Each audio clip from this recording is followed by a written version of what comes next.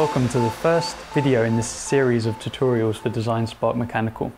Today we'll be covering the user interface familiarization. It's very important to understand the key areas of the user interface in DesignSpark Mechanical. It is a very easy software to use, and I will guide you through how to use key parts of it now. So here we have the Orient toolbar, which is used for different views of your design. So for example, the first menu you'll see here is Home, contains Home. So this is used for when you are working with a design and you are spinning around your design, for example. And when you want to go back to a home view of your design, you simply click Home and it would take you back to this view. Other views are Plan View, which provides a top-down view of your design. This is very good for sketching and other designs. You have Spin, which allows you to spin around an item. This can also be accessed by holding down your middle mouse button and dragging around an item. Again, we can just click Home now to go back to your home position. We have Pan, also in the Orient toolbar, where you can pan along an item. And finally, Zoom. Zoom can actually be accessed by scrolling your middle mouse button, allowing you to zoom in and out of your design. The next toolbar on DesignSpark Mechanical is the Sketch toolbar here. As you can see, we have many different shapes. We have rectangles, circles, lines, and this is all part of the drawing package in DesignSpark Mechanical. So as I mentioned, Plan View within the Orient toolbar is very good for drawing. Here you'll see I'm in sketch mode. I can simply select a rectangle and click and drag. This actually begins drawing the rectangle, and I can hit my space bar and select the dimensions.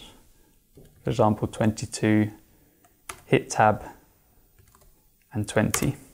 So this has drawn a square, and you can also use the circle tool for drawing circles by clicking and dragging. As you'll see, this is very easy to use with the Sketch toolbar. There are many different shapes you can use.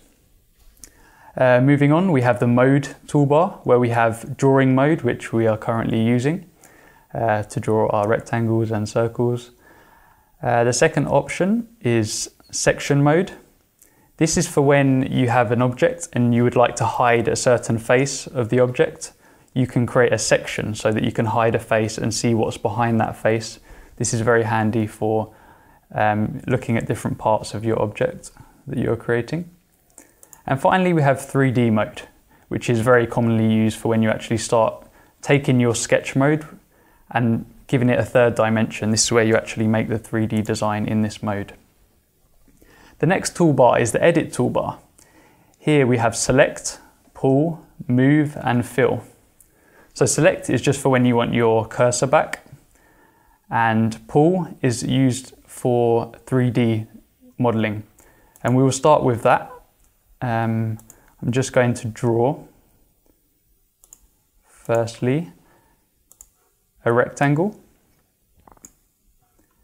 and then the Pull tool actually allows you to create the third dimension of your shape by clicking and dragging. There are also many different functions of the Pull tool, which if you see our future video on Pull tool designs, you'll see how each of these functions work. The next option in the Edit toolbar is the Move tool, which once selected, you can drag any axis and move an object in any particular direction. So this is very essential for when you're moving an item around. We also have the Fill option, where you can fill objects. The next toolbar is Intersect, where we have Combine tool, which is used for combining different or merging different objects.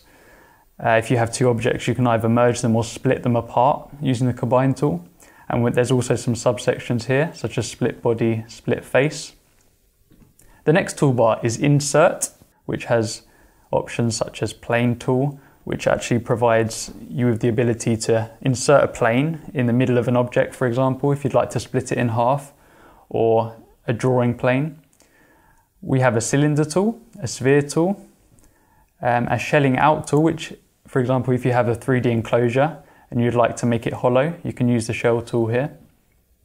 We have insert file, if you want to insert a file, if you would like to insert a PCB, or even download 3D models from the DesignSpark library. This is all accessible in the insert menu.